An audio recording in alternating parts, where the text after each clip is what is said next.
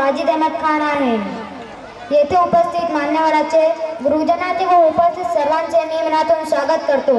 आजचा सामाजिक विषय शिक्षण व शिक्षणाचे महत्त्व। शिक्षण म्हणजे काय?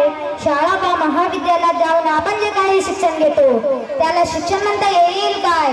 माझ्या मते तर दैनंदिन जीवनात ज्या काही नवीन गोष्टी अनुभव शिकतो त्याला शिक्षण म्हणता येईल। पण आपण शिकलेले कोणतीही नवीन गोष्ट ती कधीही वाया जात नाही, ती कधी ना कधी कामा येते। म्हणून शिक्षणाचे फार मोठे आहे।